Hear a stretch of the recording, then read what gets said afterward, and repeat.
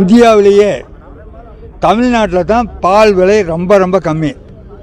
மற்ற மாநிலங்களெல்லாம் 45 ரூபாய்க்கு மேலே தான் இருக்குது பால் கொள்முதல் விலை. விற்பனை விலையும் அந்த கொள்முதல் விலைக்கு தகுந்த மாதிரி மற்ற மாநிலங்களில் விலையை ஏற்றி தான் விற்கிறாங்க. தமிழகத்தில் மெட்ராஸுக்கு ஒரு நாள் ஒன்றுக்கு 50 லட்சம் லிட்டர் பால் தேவை. நம்ம ஆவினில் கொடுக்கறது எவ்வளோ கொடுக்குறோம்? 15 லட்சம் லிட்டர் தான் பால் கொடுக்குறோம். மிச்சம் 35 லட்சம் லிட்டர் பாலை வெளி மாநிலங்களில் இருக்கிற வியாபாரிகள், தனியார் கம்பெனிகள் எல்லாம் தமிழகத்தில் வந்து கொள்முதல் பண்ணுறாங்க. 45 ரூபாய்க்கு 45 ரூபாய்க்கு அவங்க கொள்முதல் பண்ணுறாங்க.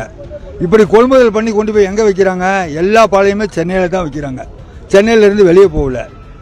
ஆனால் ஆவினுக்கு பால் ஊற்றுற பால் உற்பத்தியாளர்களுக்கு மட்டும் கொள்முதல் விலை ஏறாமல் இருக்கிற காரணத்தினால அவங்க அரசியல் பண்ணிக்கிட்டு விற்பனை விலையை ஏற்றக்கூடாதுன்னு நினைக்கிறாங்க. அரசியல்வாதிங்க வாங்கி குடிக்கிற நுகர்வோருக்கு எவ்வளோங்க 30 இருக்குது. ஆவின் பாலுக்கும் பிரைவேட்டு பாலுக்கும் விற்பனை விலை 30 ரூபா டிஃபரன்ஸ் இருக்குது. இந்த நிலையில் ஆவினுக்கு பால் ஊற்றுறவங்க மட்டும் இலவசமாக கொண்டாந்து பால் ஊற்றணும்னு நினச்சா அது இனி நடக்காது. இவ்வளோ நாளாக எல்லா கவர்மெண்ட்டும் என்ன சொன்னாங்க? அமுல் உள்ளே வரக்கூடாதுன்னு சொன்னாங்க.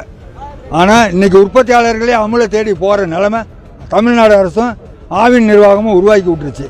எங்களை பொறுத்த வரைக்கும் பாலை எங்களுக்கு விற்றுக்க தெரியும். எங்களால் கொண்டு டவுனில் இல்லை டெல்லி வரைக்கும் எங்களுக்கு பாலை கொண்டு போக முடியும். அந்த வாய்ப்பெல்லாம் எங்களுக்கு இருக்குது. இன்றைக்கி இதை பயன்படுத்துவதா வேணாமான்னு தமிழ்நாடு அரசும் ஆவின் நிர்வாகமும் முழுமையாக தெரிஞ்சுக்கணும்.